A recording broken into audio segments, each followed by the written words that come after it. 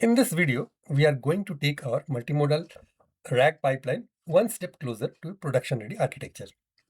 By the end of this tutorial, our ASP.NET 10 application won't just generate embeddings. It will persist them inside a real vector database. So let's upload a PDF and process documents. So you can see that the document has been processed successfully. And let's come to the bottom. So you can see the 6 embeddings have been generated, 6 with a vector dimension of 384, and all 6 has been stored successfully in our Qdrant collection called RAG chunks. Now I have browsed to the RAG chunks collections on the Qdrant, Qdrant database, and you can see status green and points count 6, size 384, distance cosine. Now this is Qdrant itself, confirming that the vectors have been stored. Our application reports 6 stored vectors, and the vector database independently confirms that it contains 6 points. So by the end of this video, you will have this complete ingestion pipeline working on your machines. First, we run the Qdrant locally with this command. Okay, so it says that system cannot find the file specifics. That means the Docker desktop is not running. So let me run the Docker desktop and run this command again. Just in case you forget to run the Docker desktop, you just run it. It will remind you even if you forget. So that's not a big issue. So again, we run this command, and this time Qdrant runs successfully from the Docker container, and it is listening on 6333, port number 6333. So let's test it on browser. So Qdrant vector search engine version and commit. That means Qdrant is running successfully through the Docker container by creating a Docker container from its Docker image pulled from the Docker desktop repository. We now add this Qdrant section with the base URI of this, like we did in the last part for the embedding service with another base URI or base URL of at localhost port 8000. Here it is port 6333. This 384 matches the common sentence transformers model dimension is used in our FastAPI service. Next, we create a vector record model within the models folder and paste this code. Now, this code is self-explanatory. So this is a new GID, and it sets the chunk text, which is a string, and the position or location of the chunk index, characters in the chunks, and a float array embedding. Okay, so we'll see it further in the application. Here, one record represents one stored chunk embedding. Next, within the models folder, we create a Qdrant DTOs class and add this code to the Qdrant DTOs class. The purpose of this DTO is these DTOs, actually it is a collection of several classes. You can see here Qdrant create collection request, Qdrant vector config, and the three more classes.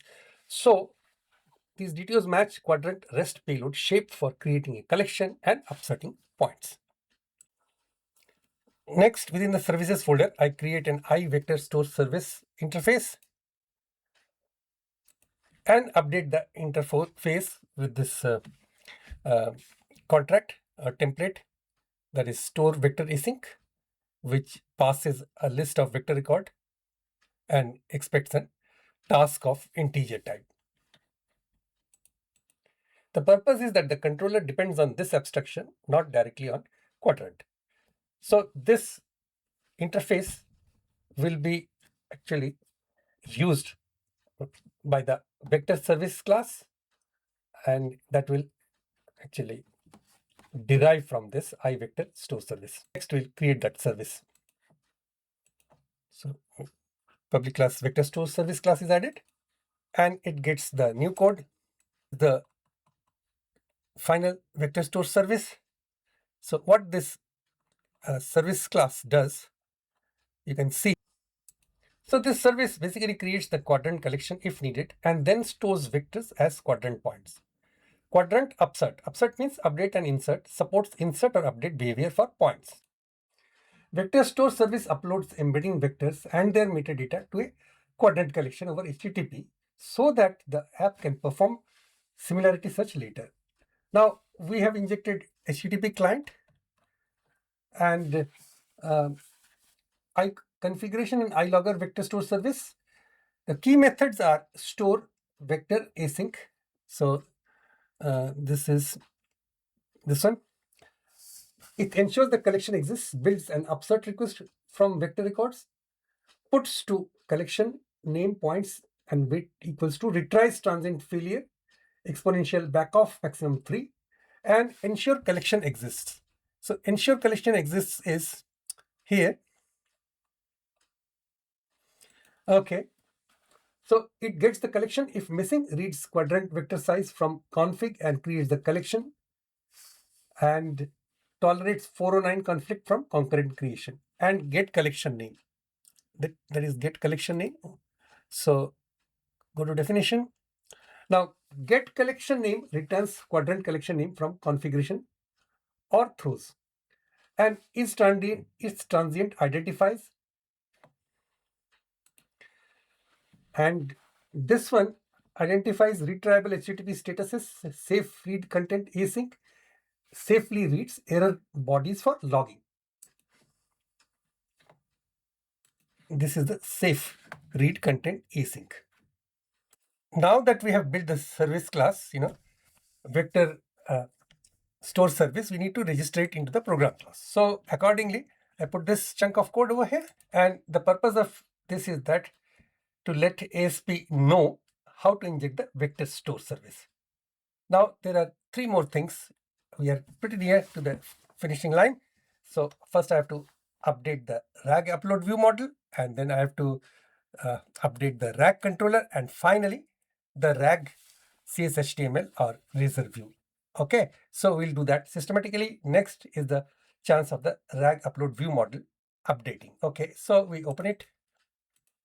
So here we store the 3 more public properties below the last public property. So these are vector, that is vector stored vectors count, stored vector count, and vector store message.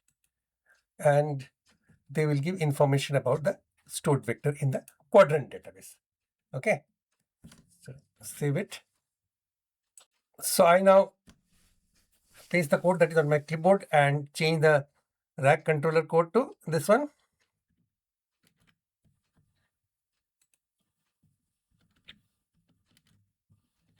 And save it. Notice a difference from your previous version. Now this is known as, now here this controller, it uses a C# primary constructor style to receive dependencies via dependency injection. The parameters become accessible inside the class and are used by the actions. Okay, this is a new style. So I am not declaring these variables, but injecting all in the, within the class itself, it is the primary constructor is embedded, and this class is derived from the base class controller. Also notice this is the new part that we have added. Okay, from here on to the end. Okay, and catch block. So what this is this is the service that persists the vector records, here used for storing into Qdrant according to later message text, and iLogger RAG controller, this part. So this one is the logger for recording errors and informational messages. Now the other parts of this action method, it is the most important, and I think the only critical index action method. You don't have any other action methods. So this part was already known to you in the first 4 or 5 parts that I have created, and this is the new part that I have just explained. Now the purpose of this RAG controller is to upload, extract, chunk, embed, and then finally store vectors. The controller orchestrates the workflow only. We'll razor view update. We'll do the razor view update within the views RAG index.cshtml file. So within views rack index.cshtml file, we'll update this cshtml file for the additional views that we require for this part.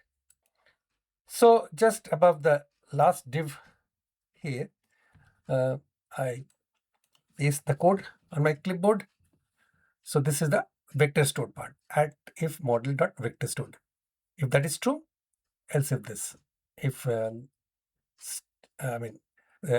there is some vector store message, if not string dot is null or white space model dot vector store message, then give the vector store message. Okay, and vector storage status.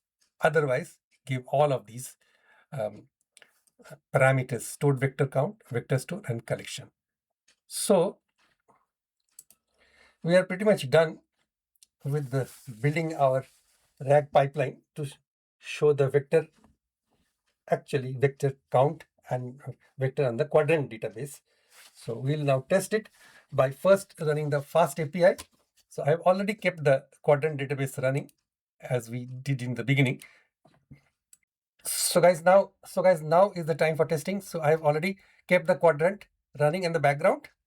Okay, and I have now started the UVCon with this command, which you are now all familiar with from the previous tutorial, also previous part. So it is now listening on this port 8000, and this is listening on 6333.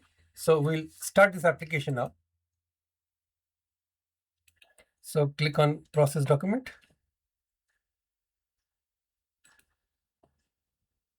You can see the extracted text and the generated chunks, total chunk 6, and embedding result, embedding generated successfully, vector storage also complete.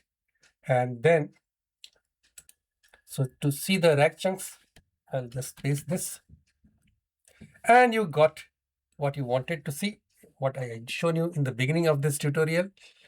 So status green, optimize the status okay, points count 12, segments count 2. Now this 12 has come because it has come from a previous iteration. So if I stop the application and rerun it, now I have actually closed the Qdrant container and given the application, restarted it again here. Okay, and then restarted the application, and now it comes up with 6 counts.